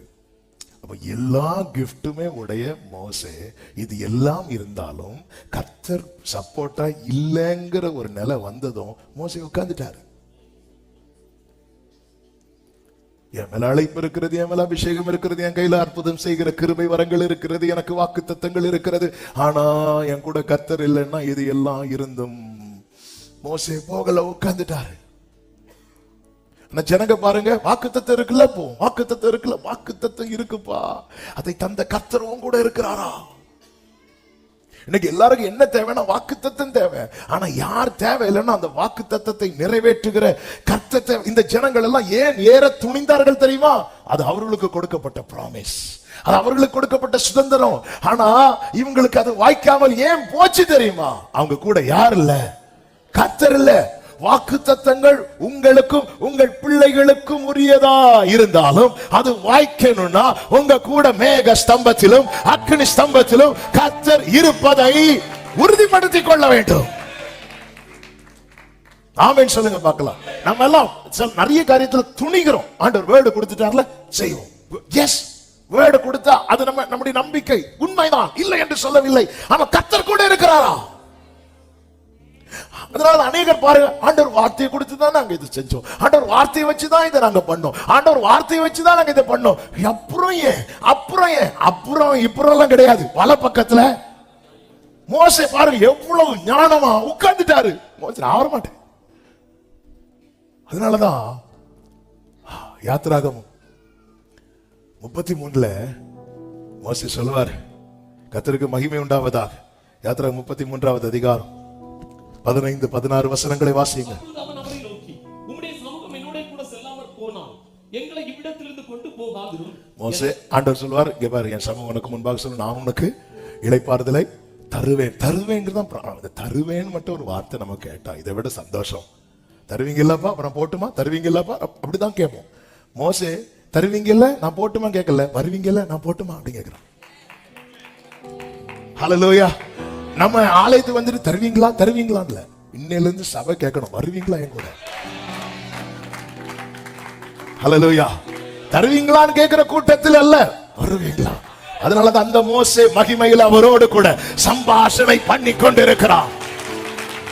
தேவா, நான் எதினால் விசேஷித்தவன், ராஜா நான் அதை தினம் யோசிப்பவன். எதினால் இது கைகளை உயர்த்தி, நீர் என்னோடு, எதினால் நீர் என்னோடு, அதான் 16வது வசனத்திலே சொல்லுகிறார், எனக்கும் உமது ஜனங்களுக்கும் உம்முடைய கண்களில் கிருபை கிடைத்தது என்பது எதினால் அறியப்படும், எங்களோட வருவதினால் அல்லவா. ஆண்டவர், இப்படியே பூமியில் உள்ள ஜனங்கள் எல்லாரிலும் நான் உம்முடைய ஜனங்களும் விசேஷித்தவர்கள் என்று விளங்கும். இவனுக்கு காணான் கிடைச்சிட்டுப்பா அப்படி சொல்றதுல இல்ல ஆண்டவரே, இவன் கூட கர்த்தர் இருக்கிறார்ப்பா. நம்ம அநேகர் வந்து எப்படி பார்க்கிறோம், இவனுக்கு அது கிடைச்சிட்டு பாரு, இவனுக்கு இது கிடைச்சிட்டு பாரு, இவனுக்கு இப்படி நடந்துச்சு. மோசே சொல்றார், ஆண்டவர் இது என்ன விசேஷித்தவன் ஆக்காத ஆண்டவரே, என்னை விசேஷித்தவன் ஆக்குவது என்ன தெரியுமா, நீங்க எனக்கு சப்போர்ட்டா நிக்கிறீங்க. மேகஸ்தம்பம் மேலே இருந்து பாதுகாக்குது. அன்பான தேவன், அன்பான தேவன் என்னோடு வருவார். அது போதும் சொல்லுங்க, அன்பான தேவன் எல்லாம் அது போதும். தருவீங்களாப்பா? அப்படியே கேட்க போறோம். வந்துருங்கப்பா. நான் வரமாட்டேன், நானும் போக மாட்டேன். ஹல்லேலூயா, ஹல்லேலூயா. நான் வரமாட்டேன், நான் போக மாட்டேன். சில பிள்ளைங்க அடம் பிடிப்பாங்க பாருங்க. அவன் 80 வயசு பிள்ளை அடம் பிடிக்கிறார், நீங்க வரலன்னா நான் போக மாட்டேன். நம்ம 20 வயசுலயே அவர்கிட்ட 80 வயசு மாதிரி இருக்கும். அப்புறம் ஆண்டவரே நல்லா இருக்கீங்களா, ஹல்லேலூயா, நான் தருவேங்கிறார். மோசே தரதுக்கு பத்தி நான் நீங்க என்ன தருவீங்கன்னு கேட்க வரல, வருவீங்களான்னு கேட்க வந்தேன். வரலன்னா காணான், எனக்கு காணானே நீங்க தான்ப்பா. ஹல்லேலூயா. எனக்கு காணானே யார் தெரியுமா, ஆண்டவர் தான். அதனால மோசே எல்லாருக்கு மோசே உட்கார்ந்துட்டார். மோசேக்கு இன்னொரு வாக்குத்தத்தம் என்ன தெரியுமா, எனக்கு பயப்படும் பயத்தை உனக்கு முன் செல்லும்படி செய்வேன். மோசே யாருக்கும் தொட முடியாது. பார்வோன் வரை நடுங்க ஆரம்பிச்சிட்டான். என்ன ஒரு இது ஒரு பெரிய பிளெஸிங். எனக்கு பயப்படும் பயத்தை உனக்கு முன் செல்லும்படி. பெற்றோர் இதுக்காக ஜெபம் பண்ணணும், இந்த வார்த்தையை வைத்து. அப்பதான் பிள்ளைகளுக்கு அந்த ஒரு பயம் இருக்கும். ஜெபம் பண்ணணும், இந்த வார்த்தை ஒரு பெரிய வாக்கு, இந்த வாக்குத்தத்தெல்லாம் வச்சு ஜெபம் பண்ணணும். நமக்கு அந்த மாதிரி வாக்குத்தத்தம் நமக்கு என்னென்ன, வாலாக்காமல் தலையாக்குவார், கீழாக்காமல் மாப்பி செய்கிற தொட்டியும் கூடையும் ஆசீர்வதிக்கப்படும். எல்லாம் ஆசீர்வதிச்சு கொலஸ்ட்ரால் ஏறி நம்ம ஃபுல்லா இதுல தான் நம்முடைய ஃபோக்கஸ் ஃபுல்லா இதுல. என்ன ஒரு ப்ராமிஸ், எனக்கு பயப்படும் பயத்தை உனக்கு. சத்துரு அப்படி பயங்காட்டலாம் வந்தா சத்துரு பயப்படுறான். சத்துரு கர்த்தர் தாவீதோடு இருக்கிறார் என்பதை அறிந்து சவுல் பயந்தான்.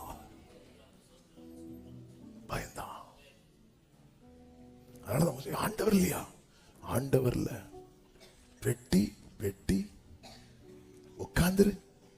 ஏற்கனவே 3 மாசத்திலே பெட்டியில போனவன் தான் யாரு, மோசே.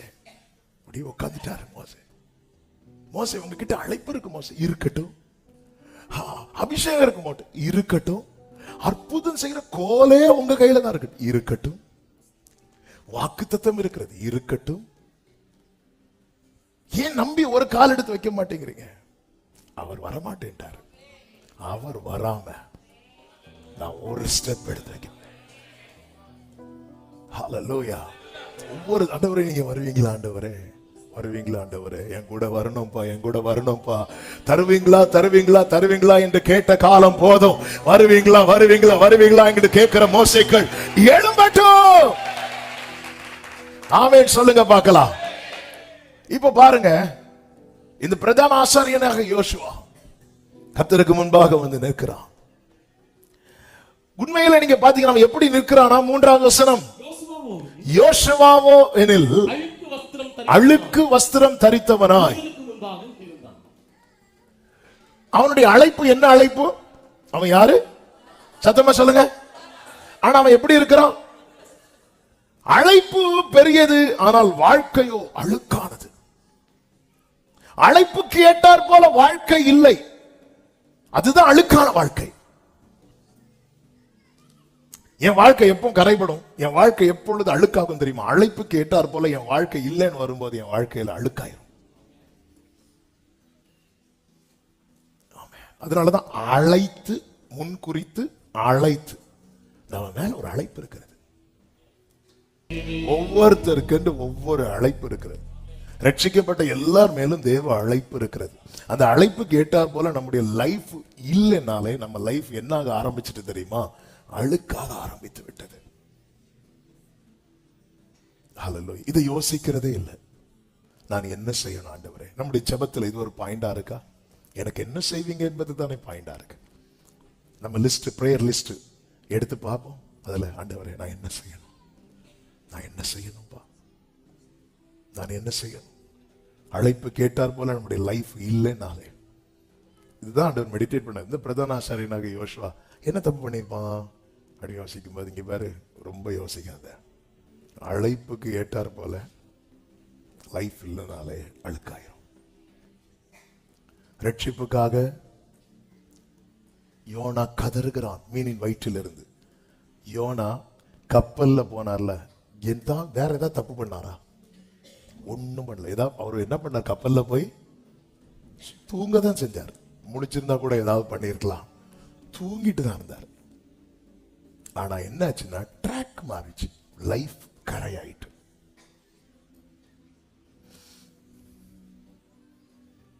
ஆனால் இங்க என்ன ஒரு ஆச்சரியமான காரியம் என்னவென்றால், அழுக்குக்கு ஏற்றார் போல தண்டிக்கப்பட வேண்டியவனை அழைப்புக்கு ஏற்றார் போல சுத்தப்படுத்துகிறார் ஆண்டவர். ஹல்லேலூயா. அழுக்குக்கு ஏற்றார் போல தண்டிக்கப்பட வேண்டியவனை அழைப்புக்கு ஏற்றார் போல சுத்திகரிக்கிற என் ஆண்டவருக்கு இந்த அன்பை வர்ணிக்க முடியாது. என்னை தனியா விட்ட நான் அழுவேன். இந்த வார்த்தை எழுதும் போது என் உள்ளெல்லாம் நொறுங்கிச்சு. அதனாலதான் தாவீது சொல்லுகிறான், நீர் அக்கிரமத்தை கவனித்திருப்பீரானால் யார் நிலைத்திருப்பான்? தமஸ்குக்கு போற வழியில தண்டிக்கப்பட வேண்டியவனை தமஸ்குக்கு போற வழியில சுத்திகரிக்கிறார். ஹல்லேலூயா. என்னை கேட்டுக்கொண்டிருக்கிற அன்பு உள்ளமே, உங்க பாஸ்ட் லைஃப், உங்க கடந்த வாழ்க்கை உங்களுக்கு தெரியும். உங்க மேல ஹல்லேலூயா உங்க ரத்தம் கீழே விழுவதற்கு பதில் அவர் ரத்தம் உங்க மேல விழ காரணம் என்ன? உங்க மேல இருக்கிற அழைப்பு பெரியது. உங்க மேல இருக்கிற அழைப்பு பெரியது. ஹல்லேலூயா. என்னுடைய கடந்த வாழ்க்கை படி கர்த்தர் என்னை ட்ரீட் பண்ணியிருந்தா, எந்த ட்ரீட்மெண்ட் கொடுத்தாலும் என்னை எழுப்ப முடியாது. அழுக்குக்கு ஏற்றார் போல தண்டிக்கப்பட வேண்டியவனை அழைப்புக்கு ஏற்றார் போல சுத்தப்படுத்துகிற இப்படி ஒரு நேசர். எனவேதான் ஆண்டவர் எரேமியாவை கொண்டு சொல்லுகிறார். எரேமியா 3வது அதிகாரத்தின் 1வது வசனம், 3வது அதிகாரம் 1வது வசனம். ஒரு புருஷன் தன் மனைவியை தள்ளிவிட. ஏன் தள்ளி விடுறான்? ஏதாவது பிரச்சனை இருக்கும், கோபத்துல தள்ளி விட்டான். கோபத்துல தள்ளி விட்டான். அப்படி தள்ளி விடப்பட்டவள் அவன் உடனே சரி அவரை ப்ளீஸ் பண்ணுவதற்கு பதிலாக அந்நிய புருஷனுக்கு மனைவியானால் இனி அந்த கோபம் குறையுமா? திரும்பி போவானோ? அந்த தேசம் மிகவும் என்று மனுஷர் சொல்வாங்க. அவன் கொஞ்சம் ஒழுங்கா வாழ்ந்தாலாவது நம்ம போய் பஞ்சாயத்து பேச போயிருக்கலாம். அவ பழையது மாதிரி இல்லப்பா, ரொம்ப நல்லா இருக்காப்பா, இப்ப நல்ல சர்ச்சைக்கெல்லாம் வாராப்பா, அப்படி ஏதாவது இருந்தாலாவது நம்ம பஞ்சாயத்து பேச போயிருக்கலாம். ஆனா அவ திருப்பியும் போய் இப்பதான் நம்மள யாருமே கண்டுக்க மாட்டாங்கன்னு சொல்லி மீண்டும் பாவம் பண்ணிட்டு இருந்தா திருப்பி போய் அவன் சேர்த்துக் கொள்வானா?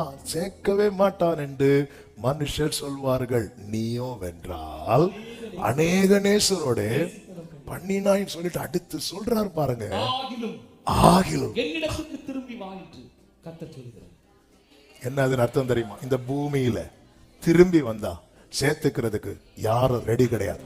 நீ வா, நான் உன்னை சேர்த்துக்கிறேன்.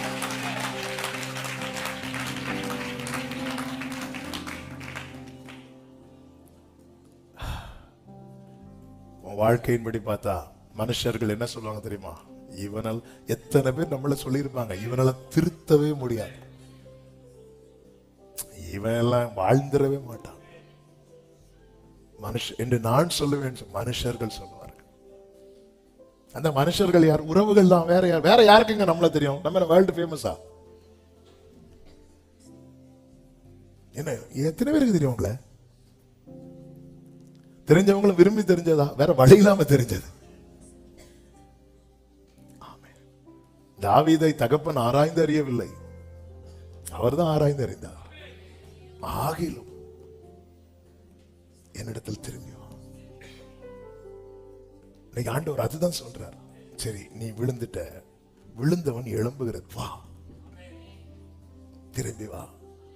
ஆண்டவரே, என்ன ஏன் ஆண்டவரே என்னையா தேடி நீ ஐயா இயேசுநாதா உம்மை மறந்தவோ என்னையா? கைகளை உயர்த்தி அடிமை என்னையா நீ திரும்பி ஆகிலும் இமைப்பொழுது நான் என் முகத்தை மறைத்தேன். நீ பண்ண காரியத்தினால கோபத்துல நான் ஆணையிட்டேன். கோபத்துல நான், ஆனா உனக்கு ஒரு விஷயம் தெரியுமா? நான் எப்ராஹிமுக்கு விரோதமாய் பேசினது முதல் நான் அவனை நினைத்து கொண்டு எப்படி பேசிட்டேன், எப்படி. அதாவது பிள்ளைங்களை பெற்றோர் அடிக்கிறது டைம் பாஸுக்கா? கோபத்தில் அடிப்பாங்க. அடி ஸ்ட்ராங்கா விழுந்துட்டு வைங்களேன், அடுத்த செகண்ட் அந்த பிள்ளைங்க பண்ணது அவங்க மனசுல இருக்காது, இவங்க அடிச்சதுதான். அடிச்சிட்டேனே.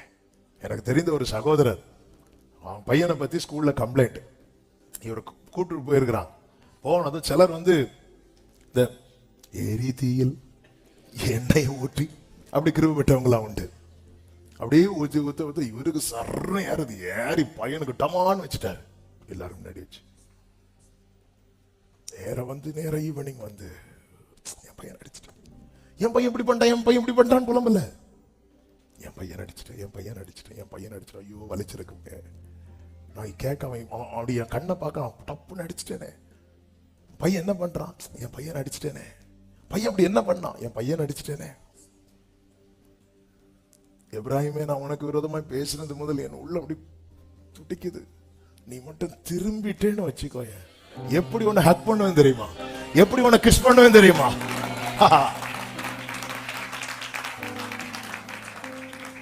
அந்த இளையக்குமாரன் திரும்பி வந்ததும் அந்த அன்பை இப்படி அவர் நினைச்சிருந்தா மூத்த குமாரனை போய் ஹக் பண்ணிருக்கலாம், கிஸ் பண்ணிருக்கலாம். அது ரெகுலரா நடக்கிறது. இது இது அந்த இளையகுமாரனுக்கு என்று ஆண்டவரை திருப்பி நான் வரேன்பா, என்ன சேர்த்துப்பீங்களாப்பா? நீ வா, சேர்க்கிறது அவனை எப்படி வைக்கிறேன் பாரு. ஹல்லேலூயா, ஹல்லேலூயா. அநேகருக்கு இந்த சத்தம் அழைப்பின் சத்தமாய் பரிசுத்த ஆவியானவர் பேசிக் கொண்டிருக்கிறார். சாரி, யோசுவா எப்படியோ அப்படியே நிற்கிறான். யோசுவா எப்படியோ எப்பவுமே ஆண்டவர்கிட்ட மட்டும் வேஷம் போடவே கூடாது.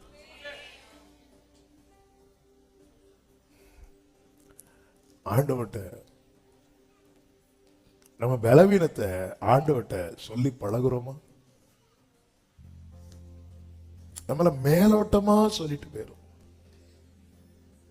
ஆண்டவர் இதெல்லாம் நான் எப்படி? அழுக்கு வஸ்திரம் போட்டு நிக்கிறான்னா அவன் அந்த ரங்கத்தை ஆண்டவர்கிட்ட ஓப்பன் ஆக்கிட்டான். உன்னுடைய அந்த ரங்கத்தை நீ ஆண்டவர்கிட்ட, அவருக்கு தெரியும், ஆனா நாம ஓப்பன் பண்ணணும்.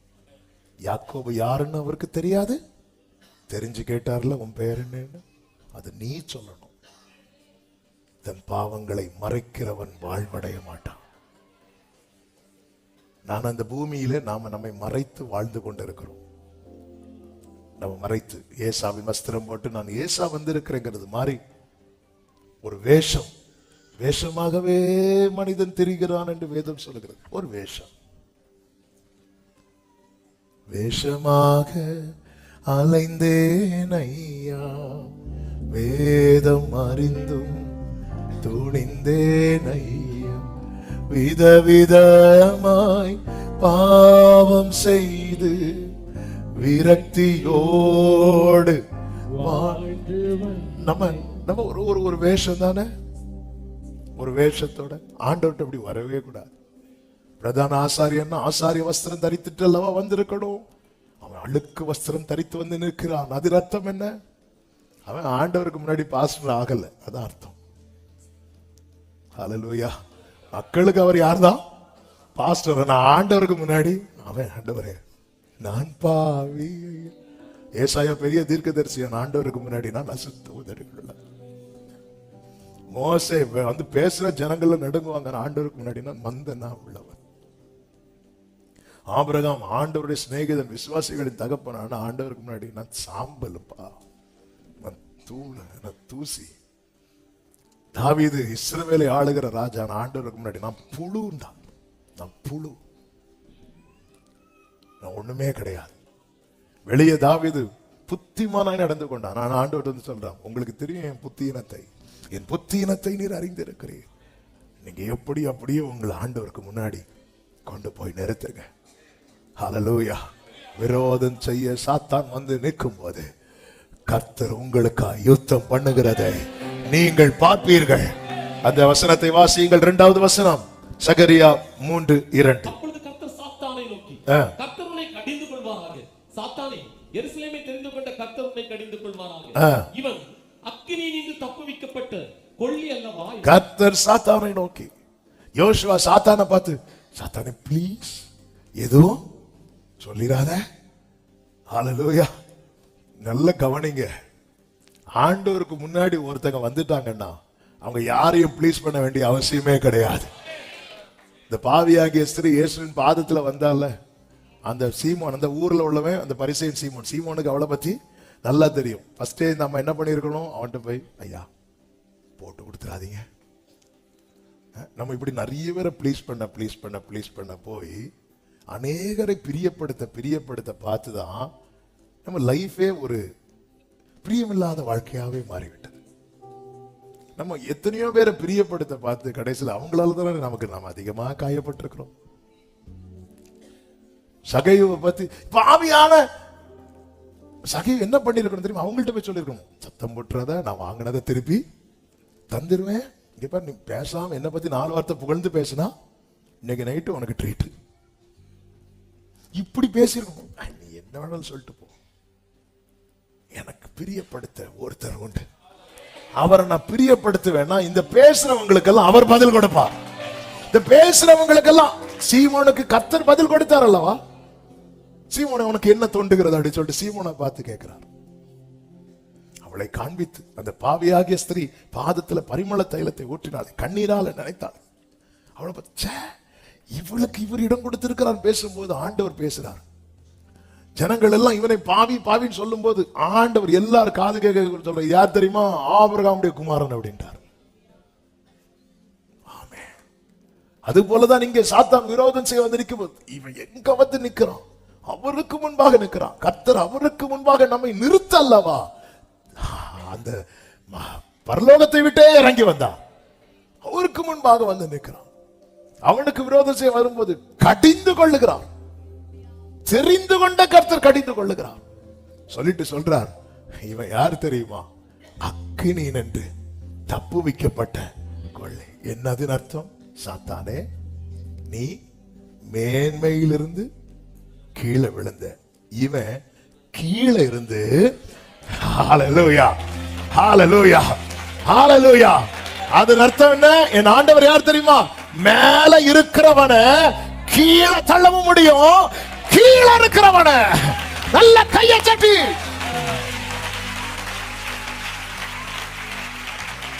ஹல்லேலூயா. ஆகாதவன் என்று தள்ளினார், செத்தவனை போல. சங்கீதம் 31 தாவீது சொல்றார், செத்தவனை போல எல்லாராலும் மறக்கப்பட்ட. பொதுவாகவே இறந்தவங்கள, இப்போ ஒருத்தங்க இறந்துட்டாங்கன்னா வருஷம் போக போக அவர்களை குறித்த நினைவு இருக்கும், ஆனா நினைவுகள் சுருங்கி கொண்டே வரும். அதுதான் உண்மை. நினைவு ஜாஸ்தியா இருந்ததுன்னா நமக்கு தூக்கம் வராது. என் தகப்பனார் மறித்து எனக்கு 3 நாள் சுத்தமா தூக்கமே வரல. ஏன்னா ஃபுல்லா அந்த நினைவு தான். அப்படி 1 மாசம் 2 மாசம் அழுது அழுது அழுது அழுது அழுது அழுது நைட்டுனாலே அப்படி தனியா இருந்தா ஒரு மாதிரி இருக்கும். ஆனா நாளாக நாளாக நாளாக இன்னைக்கு அப்பாவை குறித்து நல்ல நினைவுகள் இருக்கிறது. ஆனா என்னன்னா நிறைய நினைவுகள் என்ன ஆகும் அப்படின்னா அப்படி சுருங்கி கொண்டே வரும், சுருங்கி கொண்டே வரும். ஏன்னா அவங்க இப்ப இல்லை, அவங்க இப்ப இல்லை. இப்ப அந்த நினைவுகள்லாம் எப்படி வரும் தெரியுமா? அவங்களுடைய ஃபேவரட் சில பாடல்களை கேட்கும்போது, அவங்க கூட இந்த சம்பவங்கள்லாம் நினைக்கும் போது நல்ல நினைவுகள் இருக்கும். ஆனா எல்லா நினைவுகளும் இருக்குமா கேட்டா இருக்காது. இப்படி 30 வயசுக்குள்ள தாவீது மறக்கப்பட்டான் எல்லாராலையும். 30 வயசுக்குள்ள தாவீது பல சங்கீதங்கள் எழுதினது 30 வயசுக்குள்ளங்க. அதாவது ஒரு மனிதன் வாழ்நாள் முழுவதும் சந்திக்கிற பிரச்சனைய 30 வயசுக்குள்ள சந்தித்த ஒரு பர்சன் தான் யார் தெரியுமா? தாவீது. அப்படி இருந்து சொல்றான், நீரன் தேவன். அந்த தாவீதுக்கு கர்த்தர் கொடுத்த கிருபை தான் நிச்சயமான கிருபை. என்ன அர்த்தம் தெரியுமா? தாவீதே, உன்னை நான் ஓங்கி குத்துனாலும் என் கிருபையை கவர் பண்ணி நான் குத்துவேன். என் கிருபையை உன்னை விட்டு விளக்க மாட்டேன். ஹல்லேலூயா. செத்தவனை போல எல்லாராலும் நீங்க மறக்கப்பட்டாலும் அப்பா சமூகத்துல வந்து நின்றா கர்த்தர் உங்களுக்காக யுத்தம் பண்ணுவார். ஆமென் சொல்லுங்க பார்க்கலாம். அதுதான் நீங்க என்ன நடக்கிறது. இந்த வசனத்தை வாசித்து செபிக்கலாம். கர்த்தருக்கு மகிமை உண்டாவதாக. 4வது வசனத்தை வாசிங்கள். அவர் தமக்கு முன்பாக நிற்கிறவர்களை நோக்கி, இவன் மேல் இருக்கிற அழுக்கு வஸ்திரங்களை களைந்து போடுங்கள். பின்பு அவனை நோக்கி, கவனிச்சீங்களா? ஃபர்ஸ்ட் அவனை நோக்கி இல்ல, முதல்ல யாரை பார்த்து பேசுறார்? சாத்தான். அடுத்து யார்கிட்ட பேசுறார்? ஊழியர்கள்ட்ட. அடுத்து யார்கிட்ட பேசுறார்? பின்பம். அதன் அர்த்தம் என்ன தெரியுமா? சுத்தம் படுத்திட்டு தான் பேசுவார். இளையகுமாரன் வந்தால அப்பா கிட்ட, அப்பா என்ன பண்ணார்? அப்பா ஃபர்ஸ்ட் என்ன பண்ணார்? அவனை கண்டு, அப்புறம் ஓடி, அப்புறம் கட்டிப்பிடித்து, அப்புறம் முத்தமிட்டு, அப்புறம் பேசினார் அவன்கிட்ட. அவன் அவர்கிட்ட பேசிட்டு இருக்கிறான். அவன் அவரிடத்தில் பேசிக் கொண்டிருக்கிறான். அப்பா, நான் உமக்கு முன்பாக வரத்துக்கு விரோதமாக பாவம் செய்து சொல்ற அவர் ஊழியக்காரர்களை நோக்கி வஸ்திரத்தை பார்த்து, எதுக்கு தெரியுமா? நான் அவன்கிட்ட பேசணும். வஸ்திரத்தை பார்த்து. அதன் அர்த்தம் என்ன? நீ எப்படி ஆண்டவர்கிட்ட வரலாம், ஆனா உறவாடுவதற்கு சுத்திகரிப்பு அவசியம்.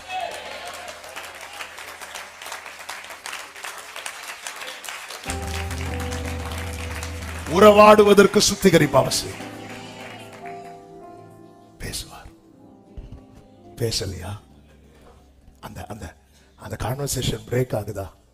என்னை கழுவும், என்னை சுத்திகரியும். அவர் சுத்தி சுத்தி பார்க்கிறார். எனக்காக தான் பார்க்கிறார். என்ன எப்ப பார்ப்பீங்க? அழுக்கு வஸ்திரத்தை. அவர் யார் தெரியுமா? தீமையை பார்க்க மாட்டாத சுத்த கண்ணன். அவர் சாத்தானை நோக்கி அப்புறப்படுத்துகிறார். கெட் அவுட் அப்படிங்கிறார். ஊழியக்காரர்களை நோக்கி, இவன் மேல இருக்கிற அழுக்கு வஸ்திரத்தை மாற்றுங்க அப்படிங்கிறார். மாத்தியாச்சா? அவனை நோக்கி, யோசுவாவே அப்படிங்கிறார். பரிசுத்தர் எவ்வளவு சகிக்கிறார் தெரியுமா நம்மளை கொண்டு வந்து நிறுத்துறதுக்கு. ஏன்னா யாருக்குமே பிடிக்காது நம்மளை கொண்டு வந்து நிறுத்தினா. எல்லாருமே அகைன்ஸ்ட். அதான் ஆக்கினைக்குள்ளாக தீர்க்கிறவர்களின் என்று எளியவனை விடுவிக்கும்படிக்கு அவர் அவனது வலது பாரிசத்தில். ஆமென் சொல்லுங்க பார்க்கலாம். அவர் பரிசுத்தம் உள்ள தேவன். ஆண்டவரே வந்திருக்கிறப்பா, என்னை கழுவும். ஒரு வசனத்தை வாசித்து அப்படியே செபிக்கலாம். சகரியா தீர்க்க தரிசன புஸ்தகம். கர்த்தருக்கு மகிமை உண்டாவதாக. 13வது அதிகாரம் 1வது வசனம். அந்நாளிலே பாவத்தையும் அழுக்கையும் நீக்க தாவீதின் குடும்பத்தாருக்கும் எருசலேம் குடிகளுக்கும் திறக்கப்பட்ட ஒரு ஊற்று உண்டாயிருக்கும். என்ன? தாவீதின் குடும்பத்தார் எருசலேமின் குடிகள், தேவனால் தெரிந்தெடுக்கப்பட்டவர்கள். தெரிந்தெடுக்கப்பட்டவர்களுக்கு அவர்களுடைய பாவத்தையும் அவர்களுடைய அழுக்கையும் நீக்க திறக்கப்பட்ட ஒரு ஊற்று. அந்த ஊற்று தான் எங்க திறக்கப்பட்டது தெரியுமா? சிலுவையிலே. ஹல்லேலூயா. அவர் விலாவிலே குத்தின போது அதற்குள்ளிருந்து ரத்தம் வந்தது. ரத்தம் எதற்கு அடையாளம்? சுத்திகரிக்க அடையாளம். அடுத்து என்ன வந்துச்சு தெரியுமா? தண்ணி வந்தது. அது எதன் அடையாளம்? உடன்படிக்கையின் அடையாளம். ரத்தத்தால சுத்திகரித்து உடன்படிக்கை செய்திருக்கிறார். ஆமென். கர்த்தருக்கு முன்பாக எப்பொழுது நிற்க பாருங்கள், அவர் வலது பக்கத்தில் நிற்பார். ஹல்லேலூயா. அந்த ஒரு வசனத்தை படிச்சாதான் அது கம்ப்ளீட் ஆகும். சாத்தானை கர்த்தர் அப்புறப்படுத்தி அவனை சுத்திகரித்து அந்த வசனத்தை வாசித்து விட்டு 3வது அதிகாரம் அதனுடைய 5வது வசனத்தை வேகமாய் வாசியுங்கள். சுத்தமான பாகையை வைப்பார்களாக என்றார். அவன் சிரசின் மேல் வைத்து கர்த்தருடைய தூதன் அங்கே சத்தமா ஆமென் சொல்லுங்க பார்க்கலாம். என் பக்கத்துல சாத்தான் நிக்க கூடாது, கர்த்தர் தான் நிக்கணும். ஆண்டவரே என்ன ஏதாவது டிஸ்டர்பன்ஸா இருக்கு ஆண்டவரே, எஸ் என்ன சுத்திகரியும், மறுபடியும் கழுவும். ஆண்டவரே நாங்கள் ஆல்ரெடி கழுவிட்டோம், இல்லப்பா இல்லப்பா அது உனக்கு தெரியாது, அது எனக்கு தான் தெரியும். பேதுருவே அது உனக்கு தெரியாது, எனக்கு தான் தெரியும், எனக்கு கழுவ மாட்டேன். பரிசுத்த பிதாவே, நல்ல தகப்பனே, நன்றியோடு துதிக்கிறோம், ஸ்தோத்திரிக்கிறோம். இதோ உமக்கு முன்பாக நிற்கிறோம். எங்கள் பாவத்தையும் அழுக்கையும் நீக்கும்படியும் திறக்கப்பட்ட ஊற்றாய் இருக்கிற எங்களுக்காய் அடிக்கப்பட்ட எங்கள் ஆண்டவராகிய இயேசு கிறிஸ்து இரத்தத்தால் எங்களை கழுவும். நீர் எங்கள் வலது பக்கத்தில் நிற்கும்படியாய் எங்களை சுத்திகரியும். உம்மோடு இருக்கிற உறவுக்கு தடையா இருக்கிறவைகளை எங்களை விட்டு அப்புறப்படுத்தும். உடைய நாமம் எங்களில் மகிமைப்பட கிருபை செய்யும். ஒவ்வொருவரை அப்படியே ஆட்கொள்ளும். எங்க கூட நீங்க இருக்கணும், அதை நாங்க உணரணும். கர்த்தர் அனுக்கிரகம் செய்யும். மகிமை, கனம், துதி, ஸ்தோத்திரங்கள் அனைத்தும் ஒருவருக்கே செலுத்துகிறோம். இயேசுவின் நாமத்தில் பிதாவே, ஆமென்.